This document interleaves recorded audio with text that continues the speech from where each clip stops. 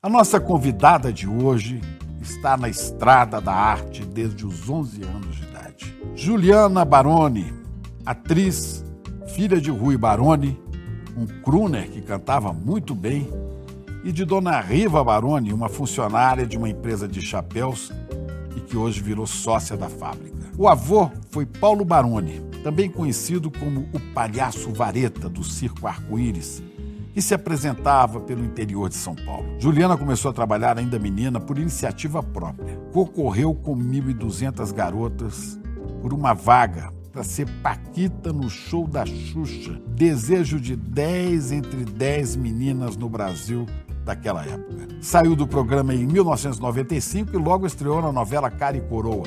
E foi lá que conheceu o Miguel Falabella e emendou um trabalho no outro com a novela Salsa e Merengue. Desde então fez 11 novelas, 5 peças de teatro e 7 filmes. Juliana passou por todas as emissoras, trabalhou na Band, no SBT, na Record, além da Globo, é claro. Fez o papel importantíssimo de esposa do Lula no filme Lula, o Filho do Brasil. E essa interpretação foi elogiada pela própria Dona Marisa. Perdeu o pai na pandemia, mas não foi por Covid, não. Juliana era muito ligada a ele e depois dessa perda teve uma crise existencial, repensou a vida e a profissão. Mas como Baroni é inquieta, persistente, não tem medo de desafios, ela ampliou o leque e hoje, além de atriz, é produtora, roteirista e diretora de cinema. Até esse momento tem 3 documentários no currículo, todos eles com mais de 1 milhão de espectadores. A sua estreia como diretora foi no filme Vai Pra Cuba, Eduardo, visto por 3,5 milhões de pessoas, e ganhou o prêmio de melhor documentário no Los Angeles Brazilian Film Festival, o Labrife. O segundo filme, Vai Pra Argentina, Carajo, teve um público de mais de 1 milhão. E o último, Vai Pra China, Eduardo, até agora atingiu mais de 1,5 milhão de views. Cifras impressionantes. Além da produção, direção, roteiro de filmes, Juliana é apresentadora do nosso programa Precisamos Conversar aqui do ICL. O programa é feito por mulheres, mas com temas que devem interessar a todos. É casada com Eduardo Moreira desde 2013, com quem tem uma filha, a Duda, a Maria Eduarda. E é com essa mulher multifacetada, fantástica, eu quero bater um papo agora.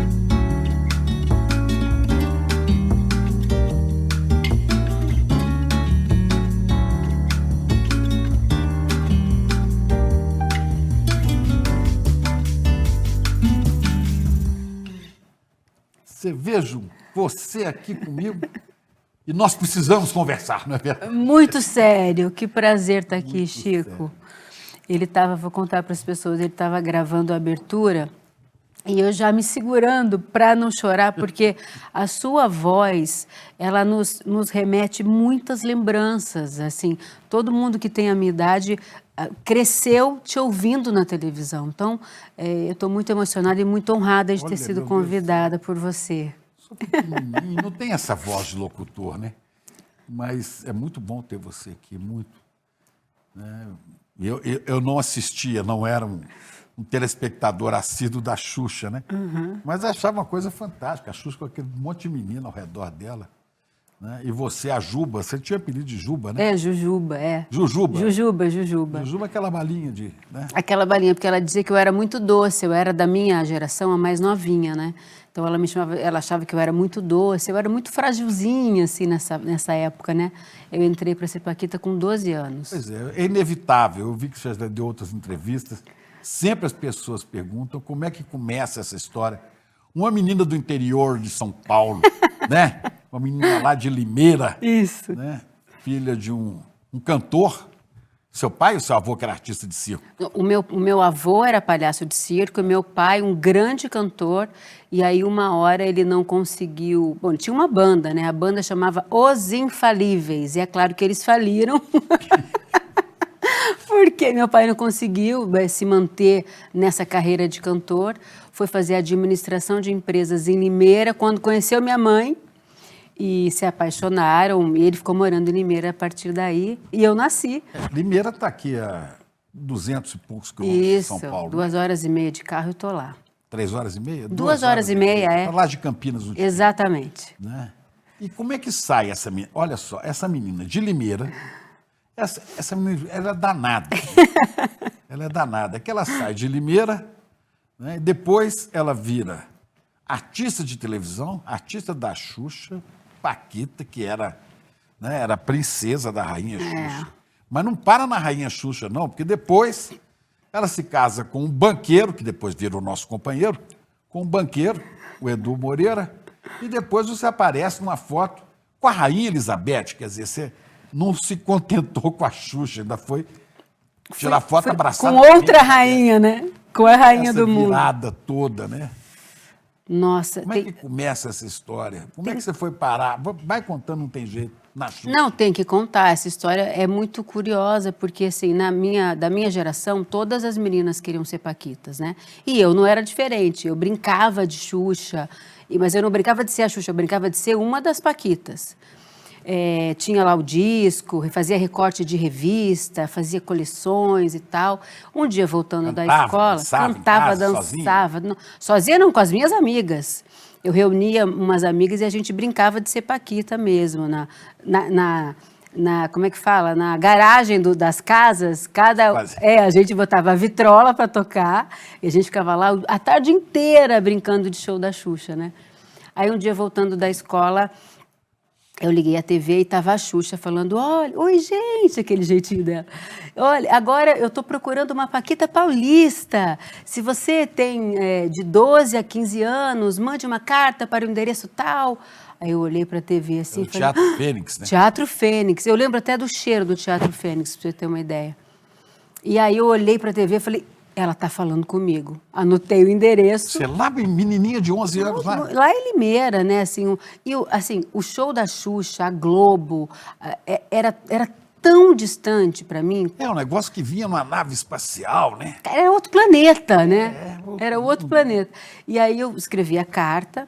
Meu pai, por já ter toda essa ligação, né, com o meio artístico, ele queria ter sido cantor, virou um cantor frustrado. Meu avô palhaço, que morreu muito jovem, morreu com 27 anos, teve um AVC muito jovem. 27 anos? 27 anos, deixou ele era 5 palhaço filhos. Circo, né? O palhaço Vareta. Ele era muito alto, por isso que ele tinha esse apelido. Aliás, a única foto que tem do meu avô é uma foto que estão os filhos sentados, assim, sentadinhos no chão, a minha avó, e ele com a cabeça cortada, porque não cabia no enquadramento da foto ele e os filhos. Então, infelizmente, eu não sei nem o rosto do meu avô, né? Mas aí meu pai chegou do trabalho, mais ou menos 5 da tarde, eu falei: pai, me leva no correio, que eu passei a tarde inteira escrevendo com 11 anos, uma carta para ser paquita. Aí ele: não, tá bom, eu te levo. Você perguntou: o que é que você quer no correio, menina? Ele perguntou: o que você quer fazer no correio? Eu falei: eu quero mandar uma carta para a Xuxa para ser paquita. Ele falou: coitada, né? Tá bom, vai, eu te levo. E me levou, cheguei lá, a agência estava fechada do correio, mas tinha aqueles postos de coleta, sabe? Aquele amarelinho, na calçada. Ele falou assim: coloca aqui mesmo. Todos os carteiros do Brasil sabem onde é que fica o show da Xuxa, porque não tinha colocado CEP, né? Aí, quando eu fui depositar a carta ali, ele falou assim: espera, dá um beijinho na carta para dar sorte. Eu dei um beijinho, coloquei a carta ali e voltamos para casa. 4 meses depois, o telefone toca. Você achava que ia tocar ainda? Não, eu estava brincando na rua, eu estava fazendo a minha vida, imagina. Eu sabia que era quase impossível isso acontecer, né? Mas aí, 4 meses depois, o telefone da minha casa toca, eu atendo. E aí: oi, aqui é do show da Xuxa, quero falar com a responsável pela Juliana. Só que eu não contei para minha mãe que eu tinha mandado uma carta para ser paquita, porque minha mãe era o feijão, meu pai o sonho. Então, e eu roubei 2 fotos desse álbum que minha mãe fazia dos filhos e que ela morria de ciúme. Então sumiram 2 fotos, eu não contei, não tive coragem de contar para mandar para a Xuxa. Aí eu falei, dei o telefone do escritório da minha mãe. E daqui a pouco, e fiquei lá do lado do telefone. Daqui a pouco, o telefone toca, é minha mãe me dando bronca. Minha filha, estão me passando trote, eu estou em reunião. Falei: mãe, não é trote, realmente eu mandei uma carta para a Xuxa, para ser paquita. Ela falou: não é possível. Ela falou: mas eu descarreguei os cachorros aqui. Deixa eu ligar de volta, eu peguei o número, né? Deixa eu ligar de volta, ligou, e eles marcaram um teste com 1.200 meninas aqui em São Paulo, para fazer uma triagem. Então, o Oswald Berry, que era o coreógrafo da Xuxa, fez essa primeira triagem. Depois, o Michael Sullivan veio fazer teste de voz. Da dupla Sullivan Sullivan e Massadas. Massadas. Grande Todos os compositor. grandes hits dos anos 80 foram compostos por eles, né? Entrevistou ele? Ele compunha para Xuxa, Trem da Alegria, e para Tim Maia, Sandra de Sá, sei lá, Roberto Carlos, todo mundo. Plaque Zoom, essa... Tudo veio, é criação dos dois, né? E aí, ele lá tocando violão, eu cantando, meu pai me ensaiou, né, para fazer o teste e tal. E assim, as meninas que foram sendo eliminadas iam saindo, e eu fiquei entre as 5 finalistas. Em São Paulo se reuniram 1.200. 1.200? 1.200. Era uma fila. Mas não deu confusão na família, não? Vão para São Paulo para fazer esse teste? Acreditavam lá, Deu sua mãe? confusão, mas assim, o meu pai, como ele tinha esse sonho de ser artista, ele incentivou muito. E a minha mãe, como é a pessoa que organiza a vida de todo mundo, da família, É um a matriarcado. provedora, é o matriarcado na minha casa, eu falei assim, bom, eu tenho reunião nesse dia, vou aproveitar o motorista do trabalho, eu te levo, depois eu vou para a reunião, depois eu volto, te pego, e muito prática, né? Só que eu cheguei lá de jeans e camiseta branca, e na fila tinham meninas absolutamente prontas, com figurino de princesas, com figurino de Paquita e tudo. Eu achei que eu não ia ganhar, e meus pais me prepararam muito para eu não ganhar.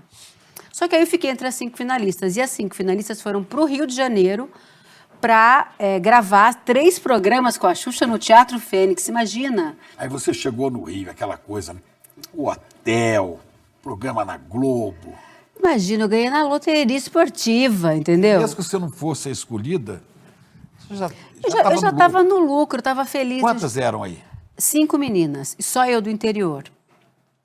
Então a gente chegou lá, aquela festa, não sei o quê, ensaiando, eu olhei aquele cenário que parecia muito maior na televisão, né? Porque a televisão tem essa magia, né? Aí fiquei olhando o cenário, eu fiquei meio inebriada, assim, e fiquei meio para trás. A gente estava ensaiando, aí as meninas foram todas por um corredor, e eu fiquei para trás, assim, meio deslumbrada, olhando aquilo tudo. Daqui a pouco, eu esbarro no corredor com uma bota fina, assim, igual a minha, preta, aí eu fui olhando assim para cima, aí a perna, aí uma sainha cheia de coisas douradas, aí eu fui subindo, olhei lá para cima, era a Xuxa. Eu nunca vi uma mulher tão bonita na minha vida, porque junto com ela vinha uma atmosfera toda, uma luz própria que poucas pessoas têm, E a sabe? Xuxa não tem muita diferença do que ela é pessoalmente, o que ela é como artista, né? Eu sempre me encontrei várias vezes com a Xuxa, né? Sempre de uma maneira extremamente natural, simples. Ela é o que ela é mesmo. ela é tudo. Aí eu olhei para ela e falei, oi, Xu, com a maior intimidade. Xuxa. Xu. Ela, oi, tudo bom, boa sorte e tal. Então, começou assim, né? Aí vi Letícia Spiller, as outras Paquitas, peguei autógrafo de todo mundo. No final do 3º programa, Aqui é você de Paquita. sou eu já de Paquita. No final da gravação do 3º programa, ela faz o grande anúncio, como sabe aqueles anúncios de Miss? Isso é para matar qualquer uma do coração. Então, agora a nossa Paquita Paulista é Juliana! E eu fiquei assim, eu não estava preparada para ganhar. Aí entra o relógio, tic-tac, tic-tac. Aí eu falei, gente, como? Bom, aí aquela emoção, subir na nave, aquela coisa toda e tal. E 3 horas da manhã eu ligo para minha casa, porque a gravação durava até bem tarde. Era uma fase... Estava no ar, estava sendo gravado. Estava sendo gravado. E era uma fase que, assim, a gente não tinha, as crianças que trabalhavam não tinham toda essa regulamentação que tem hoje, né? Então, 3 da manhã, eu ligo para minha mãe, falo, mãe, eu fui escolhida para ser Paquita e a Marlene... Não estava dormindo nada, estava esperando esse telefone tocar, não tinha notícia dessa filha com 11 anos, no Rio, sozinha. Seu pai não estava com você? Ninguém viajou comigo. Eles fizeram uma procuração para eu ir com a produção da Xuxa, olha que loucura. Aí, 3 horas da manhã, eu ligo, mãe, fui escolhida Paquita e a Marlene mandou dar um recado. A gente tem que mudar para o Rio, tá bom? Um beijo, tchau. Arrumou a confusão total na família. A minha mãe conta que ela ficou tão perturbada que ela saiu andando de camisola pela rua, porque ela não sabia o que fazer. E aí, até eles se organizarem, eu fui morar na casa da Xuxa. Fui morar na casa da Xuxa até meus pais conseguirem se mudar, fazer todo esse movimento. Você não voltou do Rio de Janeiro para Limeira? Eu voltei. Eu voltei para passar alguns dias e depois eu fui de mudança para o Rio. Quando eu voltei, sabe o famoso fiquei famosa da noite para o dia? Foi o que aconteceu comigo. A cidade toda já sabia que você era a cidade toda já sabia. E a rua da minha casa ninguém conseguia andar, de tanta gente. Que loucura. Uma loucura. Aí professora da escola, tirando foto. Minhas amigas de infância que sempre começaram a chorar quando me viram. Falava, gente, sou eu. O que vocês estão vendo o que de diferente? Não mudou nada, mas mudou tudo. E aí, fui morar com a Xuxa, até meus pais se... Mas aí você foi para o Rio sozinha e a Xuxa vai morar lá em casa? Por enquanto, vai morar lá em casa, até meus pais se organizarem. Minha mãe não foi para o Rio. Tinha alguma outra menina que morava lá na casa da Xuxa? Não, porque todas eram do Rio. Só você? Só eu, que fui morar com ela por um período. E aí eu não conseguia comer, eu não conseguia dormir. A Xuxa comia aquelas coisas todas diferentes, comida japonesa, macrobiótica. E eu tinha comido na minha vida só arroz, feijão e bife. E ela não comia carne. E ela conversava muito com você? Conversava muito, contava história. E eu ficava assim, meio inebriada. Tem um período aí que eu mal lembro de tanta emoção, sabe? Pois. E um final de semana desses que eu morava na casa dela... ela falou, ô, Juba, vamos para Angra comigo? Juba, eu falei, vamos. Jujuba, vamos para Angra? Falei, vamos, você tem biquíni? Tenho. Fiz uma mochilinha, fiquei lá esperando ela acordar. Daqui a pouco, na porta da casa dela, começa uma pessoa buzinando. Bebê, bebê, bebê. Eu fui lá e falei, que bagunça é essa? Quem que será que está buzinando na porta da casa da Xuxa? Eu vou lá ver.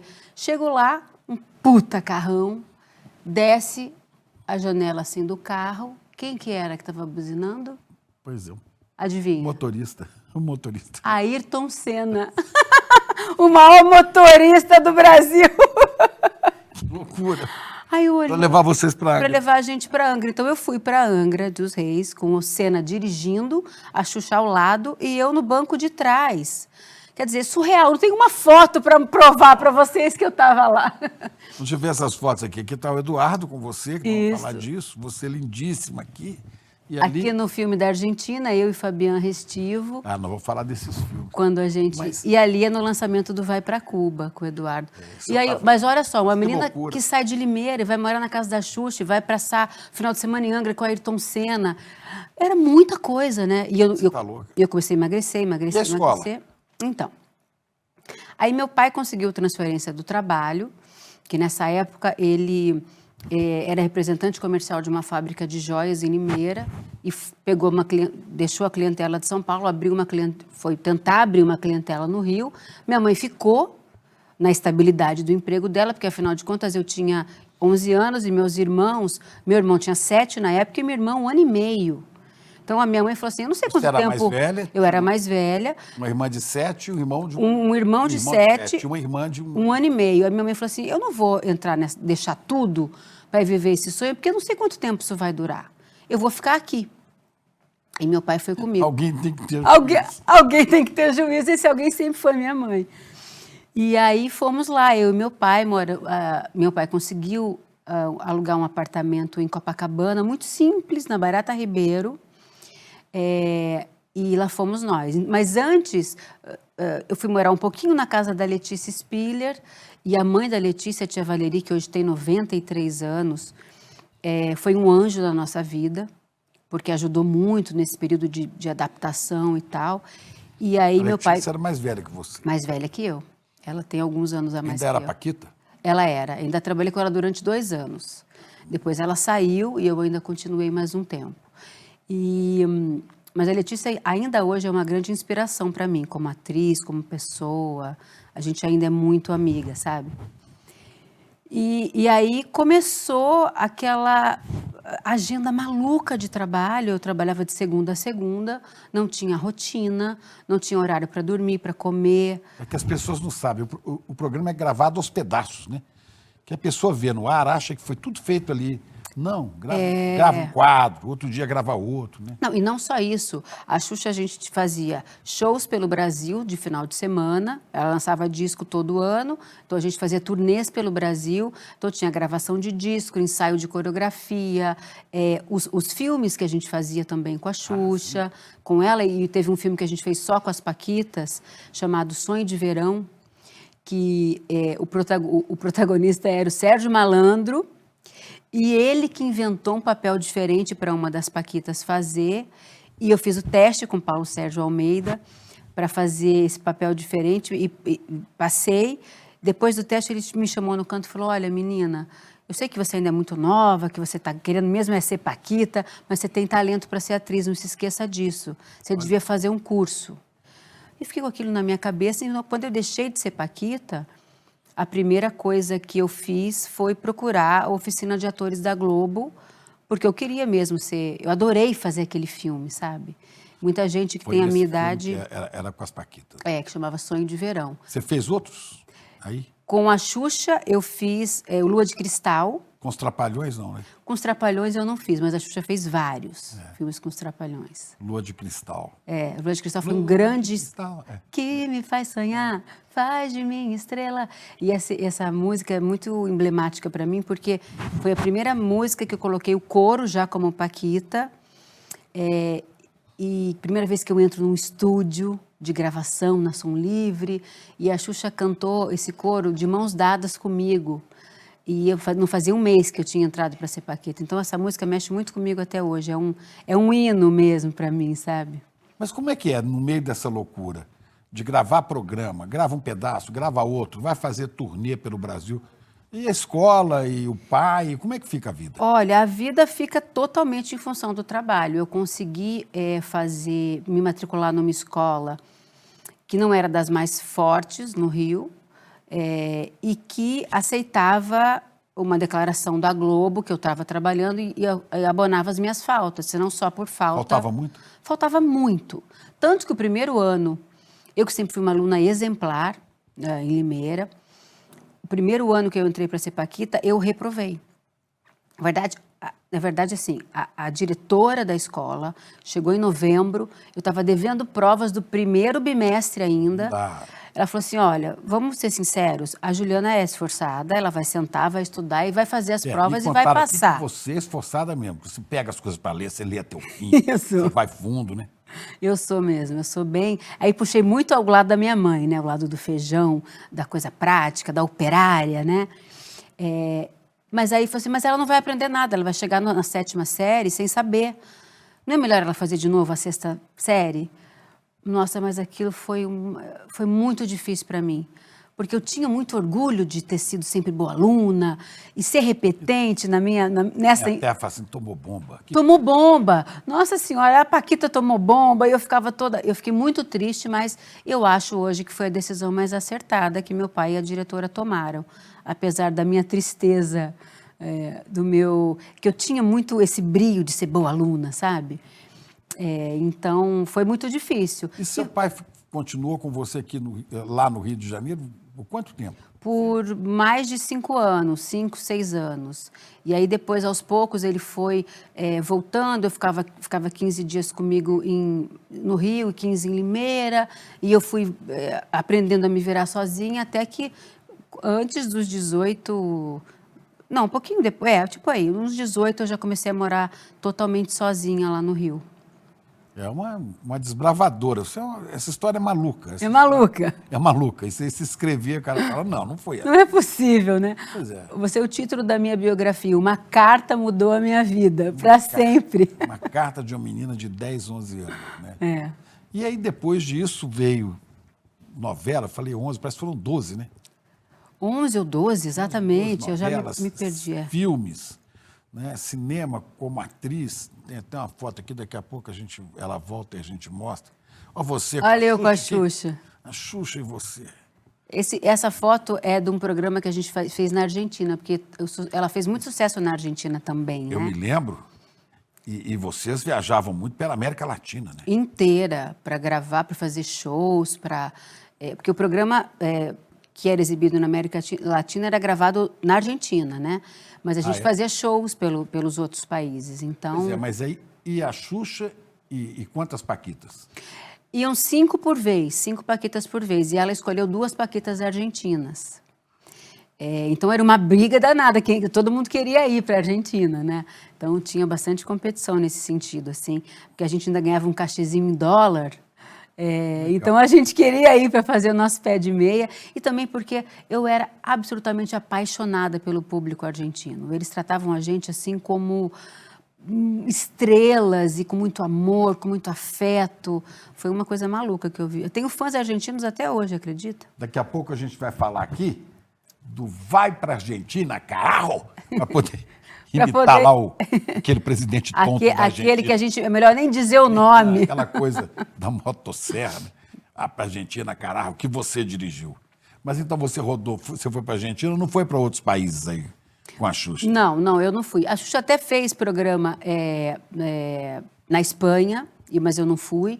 E fez também programa nos Estados Unidos, que foi um fracasso retumbante, porque tinha muito preconceito, ela falava mal inglês e tal, mas ela foi longe, né? Ela foi o mais longe que dava para ir, assim, naquele momento. Eles têm preconceito com os latinos, né? Muito. Brasileiros e tal. Apesar do público-alvo dela serem os latinos mesmo, né? A gente fez um show uma vez em Los Angeles, que tem um festival, até hoje tem, para os latinos, que é numa praça, num lugar...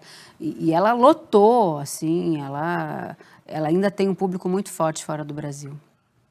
Pois é. Ali as meninas do Precisamos Conversar. Aqui é o programa aqui do ICL, Precisamos Conversar, vamos falar disso já já. Esse aqui é um prêmio, olha eu e Letícia, olha que interessante. O Vai para a Argentina, Carajo, eu com 35 anos de carreira como atriz, eu nunca ganhei um prêmio como atriz.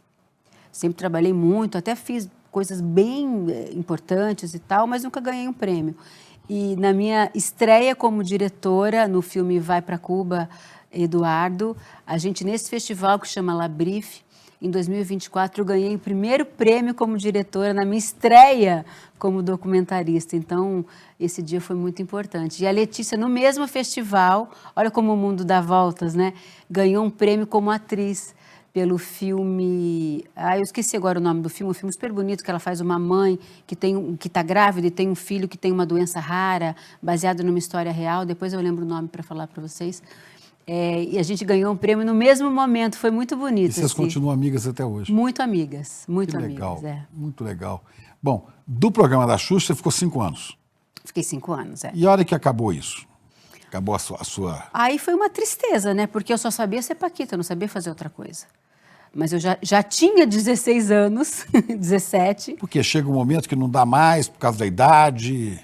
Chega um momento que, como os Menudos, como essas, né? Não sei se você lembra, tinha muita familiaridade com os Menudos também. Não tinha, não, mas sabia que uma eles boy existiam. band, que chega uma hora que tem que trocar, porque fica muito, muito grande, Fica né? muito graúdes. Fica muito graúdes, exatamente.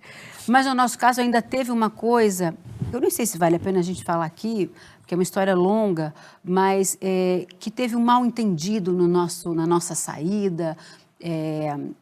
Vale a pena para quem quer saber um pouco mais dessa história assistir um documentário que está na Globoplay que chama Pra Sempre Paquitas, que conta bastante essa trajetória do nosso grupo, de todas as crianças, as meninas que passaram por ali, né, pelo show da Xuxa. Vale a pena. Mas aí quando eu saí da Xuxa, eu sabia que eu queria ser atriz e fiz um teste para a oficina de atores da Globo. Dali saíram muitos atores que hoje todo mundo conhece e tal. O Tônio Carvalho, que é um diretor muito maravilhoso, que dirigiu a oficina, fiz essa oficina.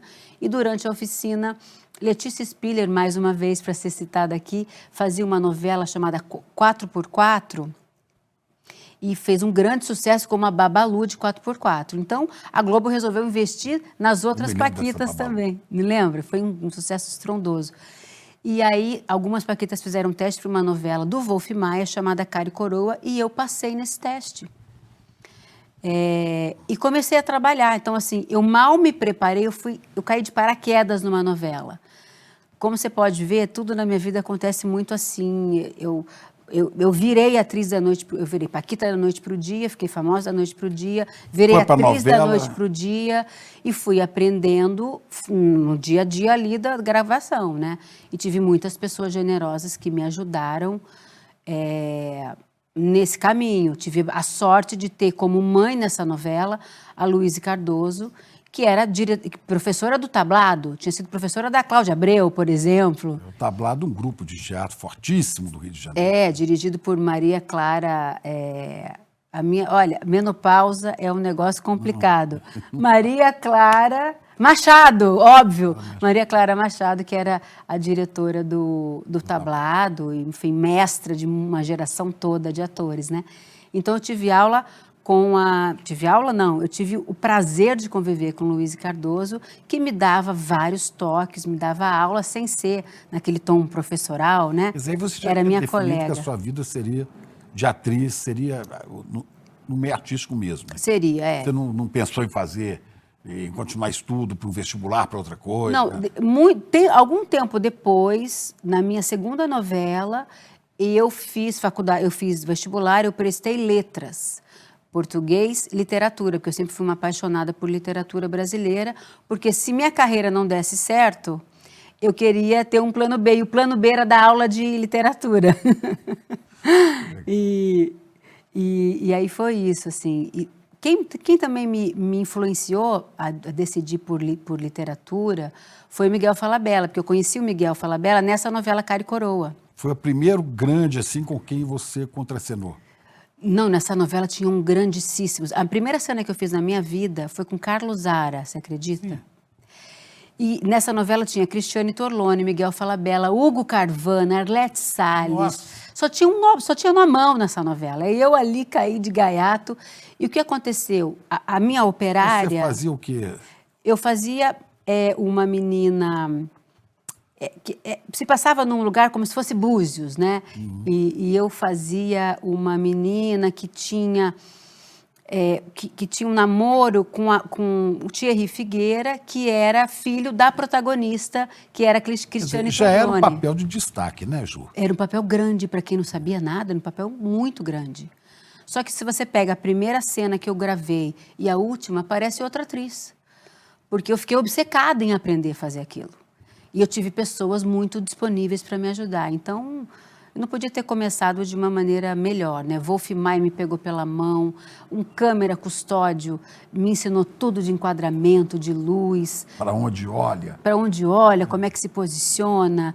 Eu tive colegas muito generosos. A própria Cristiane Torlone me ajudou muito. Então, eu tive sorte também. A sorte tem quem aposta também, acreditando, né? E luta para conseguir, né? A sorte parece que sorri mais. Sei lá. Não sei. Eu tive sorte, tive muita vontade de aprender. Não é apostando no louco, não. É fazendo, né? É fazendo. E tudo que eu me meti a fazer, eu aprendi na prática. Né? Como dirigir, atuar, ser mãe, tudo que veio na minha vida de desafio foi na prática. Todos esses papéis de novela. Aí o Falabella, que contracenava comigo, era o grande vilão dessa novela Cara e Coroa, estava escrevendo uma novela chamada Salsa e Merengue e me convidou para fazer a novela. Então eu não parei, eu comecei a fazer uma novela atrás da outra enfim, e eu amava fazer aquilo, amava. Na Globo? Na Globo. Lá no Projac, antigo Projac. Não era Projac ainda, eu gravei Cinédia, eu gravei na Taikon. E depois, em 95, que inauguraram o Projac. Né? Aí eu fui para o Projac também. Pois é, e daí você também teve experiência em outras emissoras e teve cinema, né? O primeiro filme foi esse, famoso aí? Olha, deixa eu dar uma pausa aqui, porque essa foto a gente vai falar dela. Sim. Você e sua tia, né? Tia Betinha. Tia Betinha. A Rainha Elizabeth. A Rainha Elizabeth. Essa história é muito doida, porque dando uma puladinha de tempo, né? O Eduardo Moreira adora contar essa história, meu marido, porque ele foi condecorado pela Rainha Elizabeth porque ele faz essa doma de cavalo sem violência. Ele contou aqui, se você quiser rever isso, põe no YouTube assim, Chico Pinheiro entrevista Eduardo Moreira. Ele conta que ele montava a cavalo, né? um esporte chique, montar a cavalo e tal, e o cavalo jogou ele no chão. E ele quase morreu. Na verdade, ele não montava nada, ele comprou uma égua pela internet, vale a pena ouvir ele contando, que é muito engraçado, e a égua deu um pinote com ele quase morreu, foi parar no hospital, e no hospital, quando ele estava se recuperando, um amigo deu o livro do Monty Roberts, que é O Homem que Ouve Cavalo. Lá da Califórnia, né? É um cara, um americano, já mais velho, que ensina... Que criou essa doma sem domar violência. cavalo sem violência. E era o braço de... E ele que cuidava dos cavalos da rainha.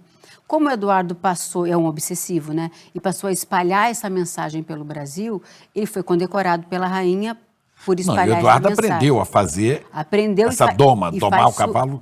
Ele domou várias coisas, inclusive a mim. Essa história, porque eu sou cavalo no horóscopo chinês, e quando a gente se conheceu, eu estava assim, solteira convicta, não queria saber... Estava casadíssima com a minha profissão. Mas, enfim, só para... A gente abriu várias abas de assunto. Não tem jeito. Aparece a foto aqui, aparece você com Dona Marisa, com meu pai, com seu Paquita. É loucura. Mas aí, voltando o que mesmo que a gente estava falando? Antes de falar da rainha, né? Da rainha. Aí aquela foto da rainha, né? Antes da rainha, você estava falando do filme. Do filme. Dos filmes. Dos filmes que eu fiz, né? O primeiro foi esse Não, o primeiro filme que eu fiz, o primeiro filme que eu fiz como atriz foi Sonho de Verão com a Xuxa, Lua de Cristal, Sonho de Verão.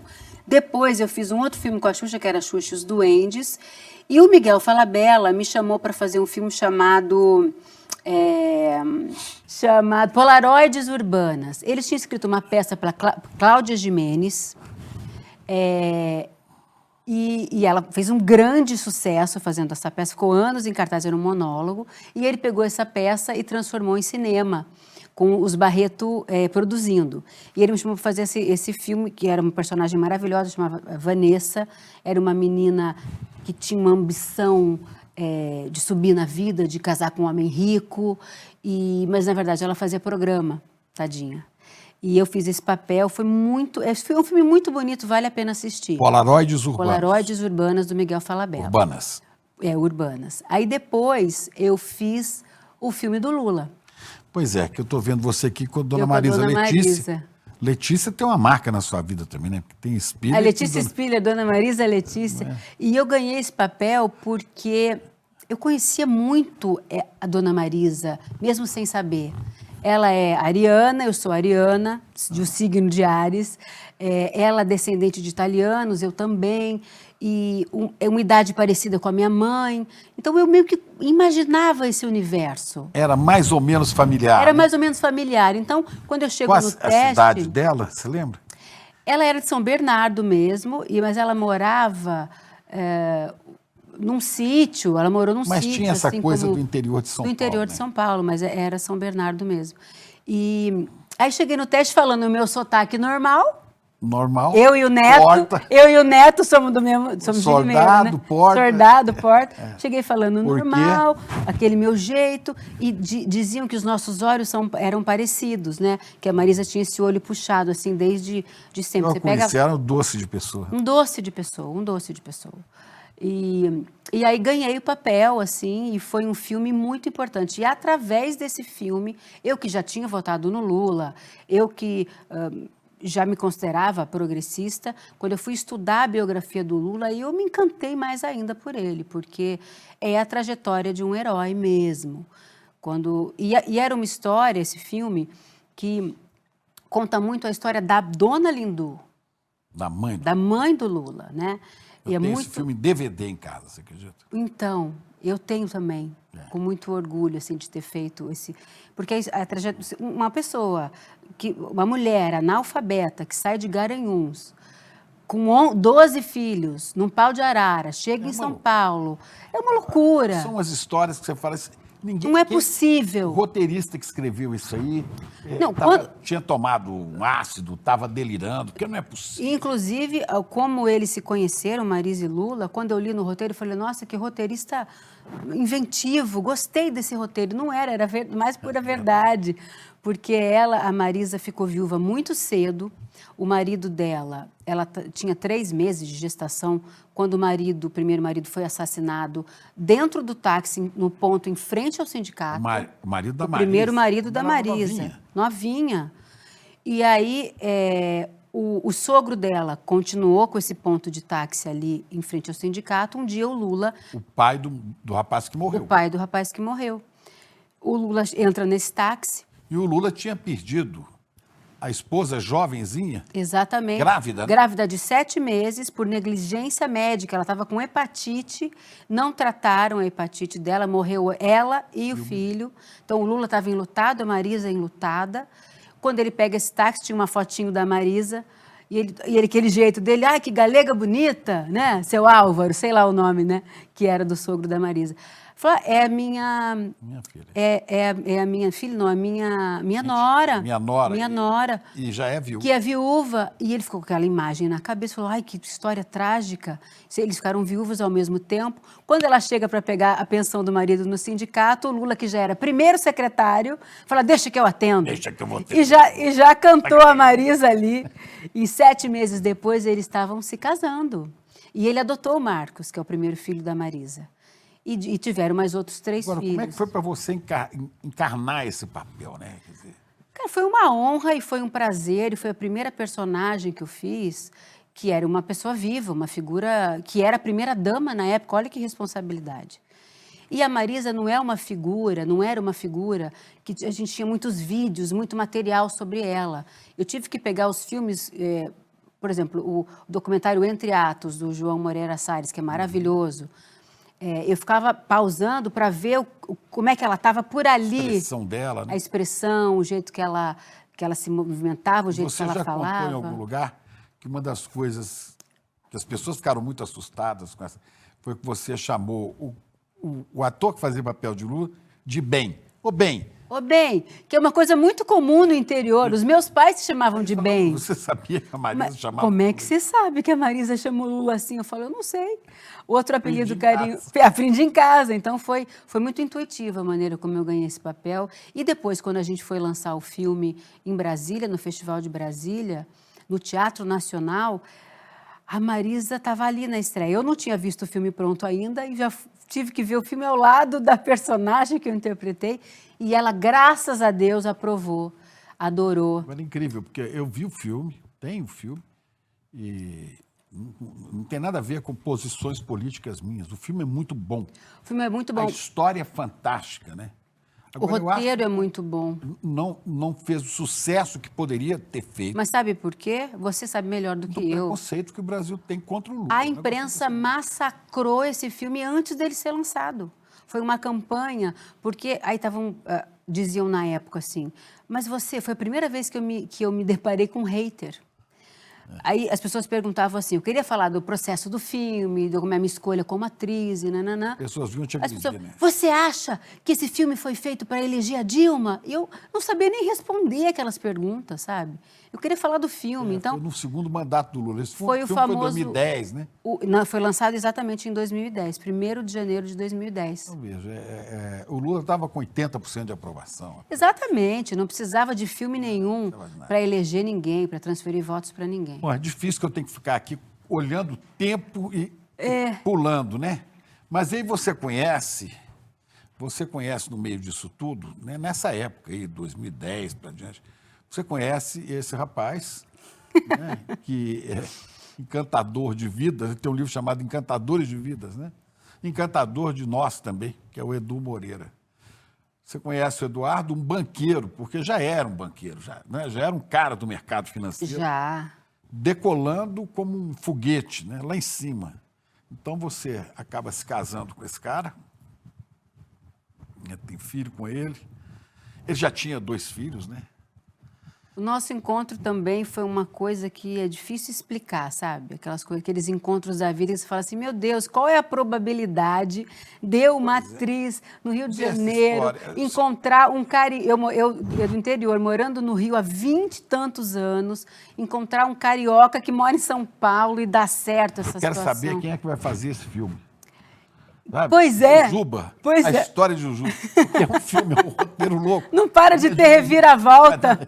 Aí você casa com um cara e fala assim, agora sim, a princesa, a Paquita, né, princesa da rainha Xuxa, se casa com um banqueiro, um cara rico, famoso, jovem, fantástico, super inteligente, e de repente tudo isso vira, né?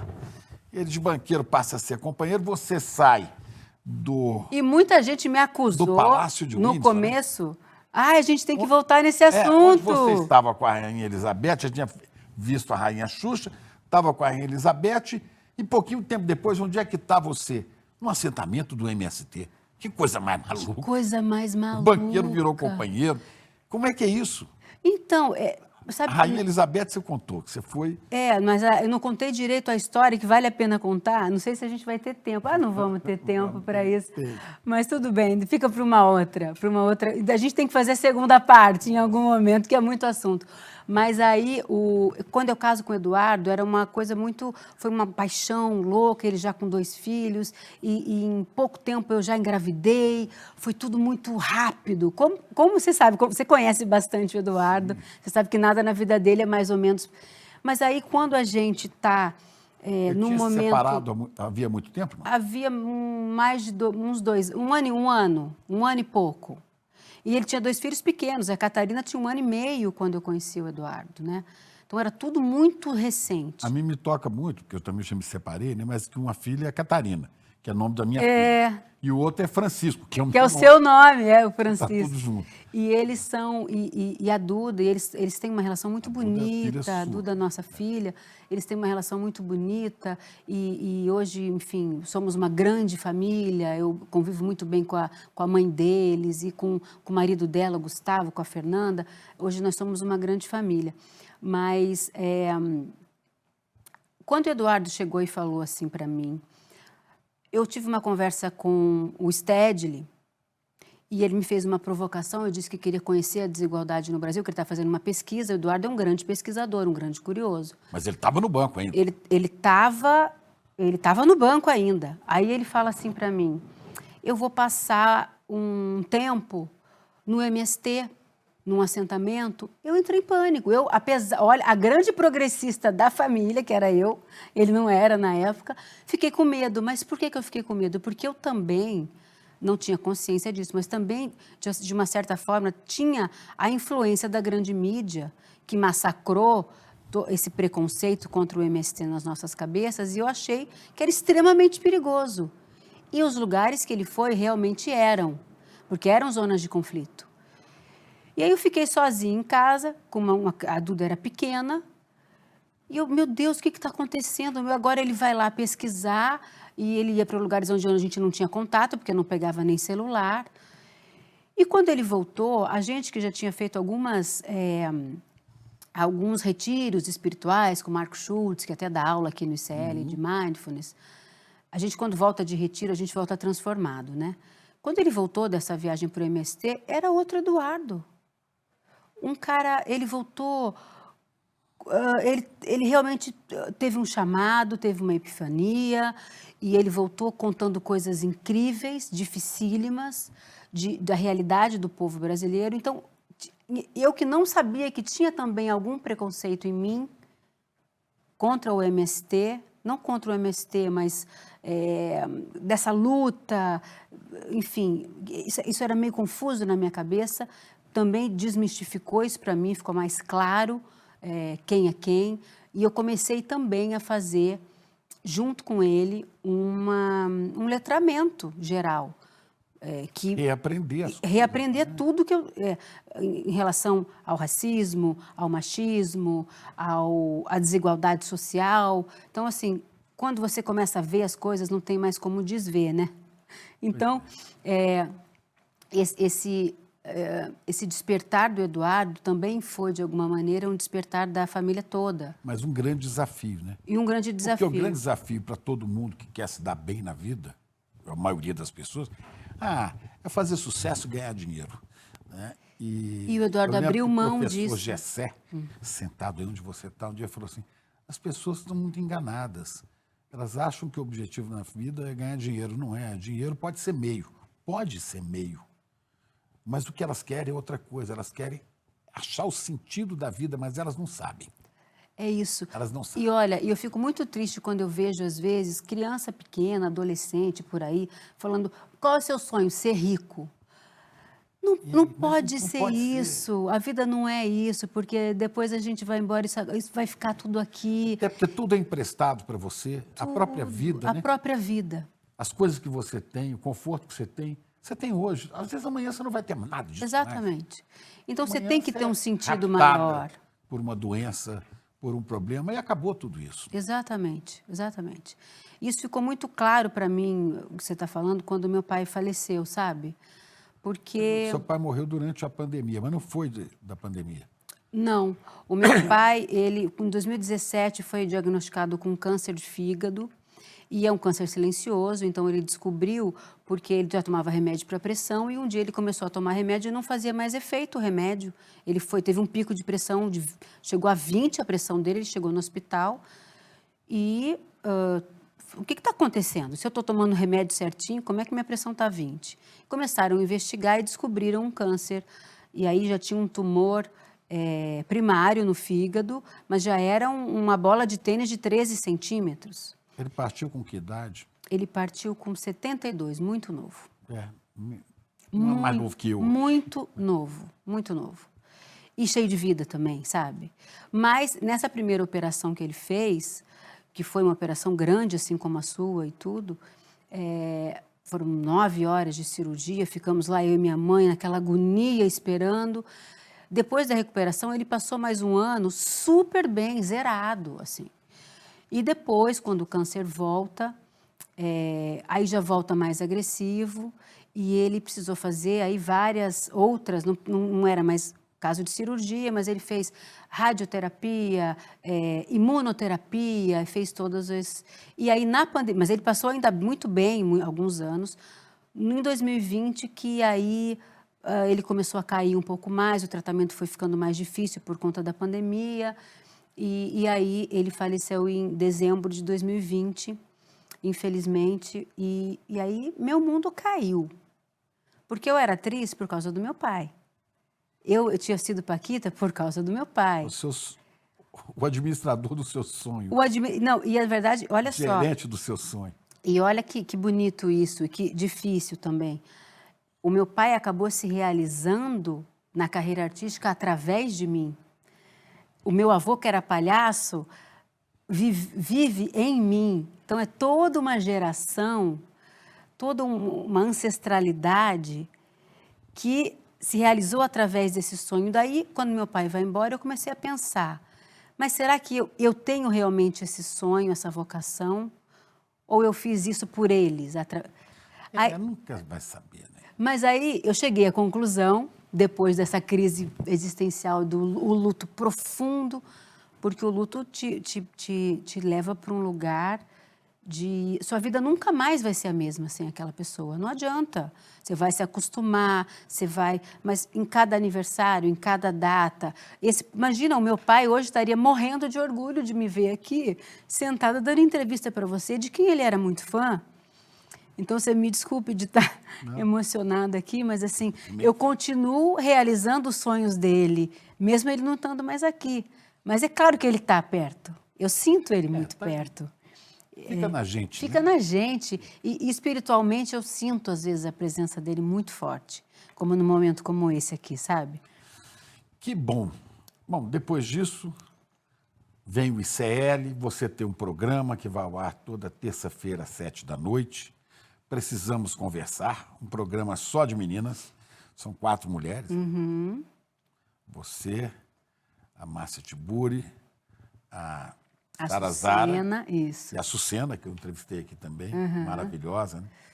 E vocês tratam dos assuntos do Brasil e da vida de todos, né? Mas só na perspectiva feminina. Só na perspectiva feminina. Agora eu vou contar um segredo aqui para vocês, que esse programa nasce... Você lembra do Despertar, que aquele evento que a gente faz todo ano, Do no ICL, Vibra São Paulo, do ICL. Grande teatro, né? Um teatro enorme, né, para 4.000 pessoas, esse encontro presencial potente. Essa vontade de fazer esse programa nasce do primeiro Despertar, quando o Eduardo me desafia mais uma vez e fala, você tem que fazer uma palestra sobre a sua história é muito bonita. E eu muito insegura, imagina quem é que vai querer saber da minha vida, um público muito politizado. Falou, não, sua vida é exemplo, uma palestra motivacional. Que coisa maravilhosa. Senta e escreve. Eu sentei, escrevi, fiz a palestra e foi muito bem recebida. E ali eu comecei a pensar o seguinte, foi a primeira vez que eu subi num palco para contar a minha história sem o véu da personagem. Porque quando você Era atriz, você. era eu ali. E fui muito bem recebida. E aí, numa conversa com Vivian Mesquita, nos bastidores, ela falou, tá faltando um programa feminino aqui no ICL, né, Ju? E eu e ela começamos a conversar sobre essa possibilidade. Aí veio Márcia Tiburi, e aí a Sucena, e aí a Sara Zara, e a gente montou um time e aparece o porque nós precisamos conversar, é urgente essa conversa entre as mulheres sobre qualquer assunto, né? A gente acaba escolhendo mais os temas que têm a ver com o feminismo, mas a gente fala sobre todos os assuntos. A Vivian não pôde ficar com a gente na bancada porque estava no N1 e porque na época também trabalhava no Estadão, naquele guia de... Vivian é ótima. A Vivian é maravilhosa. Apresentadora do ICL Notícias. Mas ela, N1. o embrião é a Vivian numa conversa comigo, nos bastidores do Despertar, que gerou o Precisamos Conversar. E hoje as pessoas adoram. E aí o meu letramento se aprofunda, né? Porque para poder passar para vocês todas as informações, eu tenho que estudar muito, eu tenho que ter responsabilidade, eu não sou jornalista, né? Eu sou artista. Mas é. Não é mais Não é, mas acabou, né? E aí toda semana, toda terça-feira, a gente está aqui debatendo os principais assuntos da semana. E além disso, você virou diretora de cinema, porque fez 3 filmes, que a gente já falou aqui. O primeiro de tanto ouvir, né? Ex-amigos ou antigos companheiros de Eduardo, do mercado financeiro. Você agora virou amigo do MST, vai para Cuba, Eduardo. Como um grande xingamento, né? Vai para Cuba. Você também deve ter ouvido muito isso. Vai para Cuba. Vai para Cuba. O Eduardo, muito inteligente, falou, boa ideia, vamos para Cuba gravar um documentário? Aí você foi dirigir o documentário. Vamos ver o que acontece lá. Aí, mais uma vez, Eduardo me desafiando. Eu já estava fazendo curso de roteiro, de direção. Eu fiz faculdade, minha segunda faculdade foi faculdade de cinema, e meu professor de direção, sabe quem foi? Rui Guerra. Nossa! Olha isso! Rui Guerra. Rui Guerra. E aí ele falou, eu falei, mas será? Eu não sou diretora. Aí você está fazendo um monte de coisa, você é diretora assim, vamos lá. E a gente foi com uma câmera na mão, uma ideia na cabeça. O Frei Beto, um grande facilitador, porque é um ídolo em Cuba. Eu tive 2 vezes com o Frei Beto em Cuba, é impressionante. É impressionante como ele abre portas, como ele é idolatrado. E aí marcou reuniões importantes para a gente gravar, entrevistas importantes com Miguel Dias-Canel, o presidente de Cuba, Leda Guevara. Che Guevara. E a gente voltou com esse material na mão. E eu falei, e agora? Agora eu vou ter que fazer. Só que assim, qual era o nosso objetivo? Passar para as pessoas a sensação e o convite delas viajarem com a gente para Cuba. O Eduardo como esse desbravador protagonista, e eu queria isso, passar, não tinha um roteiro prévio, a gente fez esse filme na edição, a experiência da viagem e na edição. Como eu viajei com ele, eu consegui traduzir para as pessoas as sensações dessa viagem para Cuba. E, lógico, a gente não faz um filme sozinha, né? Eu fui muito esperta nesse sentido, de me cercar de pessoas muito experientes, que fazem cinema há muito tempo. Então, a gente teve ali no roteiro Maurício Arruda, nosso diretor de programação aqui do ICL, o Pedro Asbeg dirigindo a montagem, que é um montador e diretor de documentário muito interessante. É dele o documentário Democracia em Preto e Branco, que é narrado pela Rita Lee, que foi a última entrevista do Sócrates. Então, e está aqui na plataforma do ICL também, no ICL+. Tá, o Vai para Cuba, Eduardo, né? Você pode acessar pelo ICL. Depois, vocês foram para Buenos Aires, com essa coisa do Milei, chegou o Milei, vai mudar tudo. E o Milei, aqui, olha, para nós no Brasil pode parecer palavrão, na Argentina não é, né? O carajo. Não, carajo é vírgula, né, para argentino. Então, o porra pro... Desculpa o palavrão também. pro Vai carioca, pra Argentina, né? Carajo. Foram para a Argentina, né? Fomos para a Argentina, aí o Eduardo foi fazer, porque a imprensa começou a mostrar o milagre econômico de Milei, uma grande falácia, né? E o Eduardo, quando começou a pesquisar os números, falou assim, mas isso não pode ser verdade. Quando a gente chegou lá, eu fiquei muito triste, porque eu já tinha uma relação muito profunda com a Argentina. Quando eu cheguei lá e vi a pobreza e a desigualdade, gente na Ampliou a rua, desigualdade, né? muito. Eu fiquei muito triste. E aí a gente pôde mostrar para o público brasileiro o que realmente estava acontecendo na Argentina naquele momento. Esse também está na plataforma do ICL. Uhum. Vai para a Argentina, Carajo. Vá para a Argentina, Carajo. Isso. E depois vocês foram para a China, que já é outra história, né? Não, aí China, assim, como se não... vai só dificultando, né? Vai aumentando o grau de dificuldade, porque lá na China eu dirigi uma equipe chinesa, né? A gente fez uma coprodução com a China Media Group. A Renata Neto, nossa diretora de produção aqui do ICL, fez um trabalho maravilhoso de pré-produção. Chegamos lá e eu fui dirigir uma equipe chinesa. Tinha uma pessoa que falava espanhol e os outros não falavam espanhol. E eu, obviamente, não falo chinês. Apesar de ter tentado fazer o curso, que também tem aqui na plataforma do ICL de línguas, né? O chinês. Tem o chinês, mas é muito difícil. É muito difícil. E aí foi mais um desafio, assim, mas o filme foi um sucesso também. Quando a gente lançou aqui, um viés, um recorte bem tecnológico, né? A gente fez, mostrando o quanto eles estão na nossa frente. Como é que pode ser como... visto? Você põe aí, ICL... .com.br/vai para a China. Vai para a China. Ou você pode ser um assinante ICL que tem lá não só esse filme, como vários outros documentários no ICL+. Né? Acho que vale a pena a assinatura. Então, procurem, vocês vão ver e vão gostar.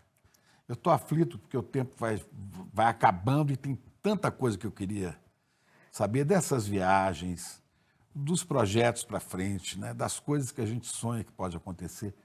Mas eu quero terminar com uma única pergunta para você. Qual que é o seu sonho? Sonho da sua vida. O que você quer com essa vida tão fantástica que Deus te deu? Olha, eu passei tantas coisas incríveis, assim, mas eu sou muito mais feliz trabalhando, sabe? E agora que meu trabalho tem um propósito, faz mais sentido para mim. Então, eu quero continuar trabalhando. Assim, Laura Cardoso é uma grande inspiração para mim, que tem 90 anos e ainda está fazendo filmes e tudo, né? Então, eu quero continuar trabalhando, mas não qualquer trabalho mais.